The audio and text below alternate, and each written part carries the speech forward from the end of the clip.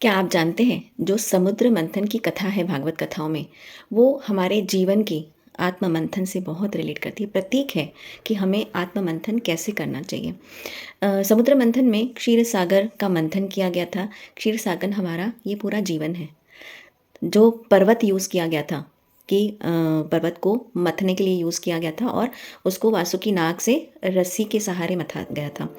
तो वासुकी नाग हमारे साइंस में दो नाड़ियाँ हैं जो चंद्र नाड़ी और सूर्य नाड़ी, वो वासुकी नाग है जो हमारे स्पाइन, हमारी रीढ़ की हड्डी के को पर्वत बनाते हुए घूमती है।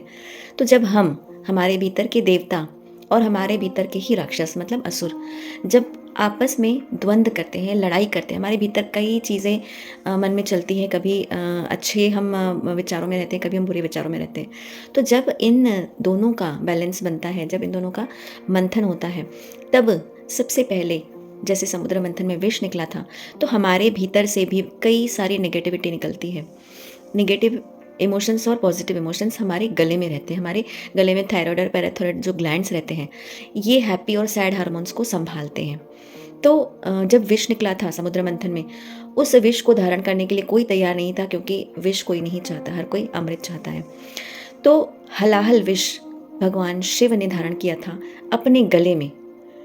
न उसको बाहर फेंक सकते हैं, ना भीतर ले सकते हैं। कोई भी विष है, जब हम बाहर कोई नेगेटिविटी बेचते हैं तो बाहर प्रदूषित होता है, और अंदर लेंगे तो हम मृत्यु के कारण बनेंगे, मृत्यु होगी। तो इसलिए भगवान शिव ने अपने गले में धारण किया था। ये कथाओं में आता है, इसलिए भगवान शिव को नीलकंठ कहा गया। तो हमारे जीवन में भी यही हम जब जब द्वंद्व होता है, जब जब लड़ाई होती है अपने विचारों में सुर और असुरों की, जब जब पॉजिटिविटी और नेगेटिविटी की लड़ाई होती है, तब ये हैप्पी हार्मोन्स और सैड हार्मोन्स एक्टिव हो जाते हैं। तो उस समय हमको ये नेगेटिविटी गले में धारण करनी होती है।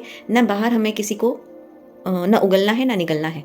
इसको हम इस तरह से कह सकते हैं कि ना हम बाहर किसी को स्ट्रेस दें या किसी को तकलीफ में दें, और ना हम अंदर धारण करें। सिर्फ और सिर्फ जब हम अपने गले में इमोशंस को बैलेंस करते हुए इस विष को धारण करते हैं, तो ही हम शिवमय हो जाते हैं।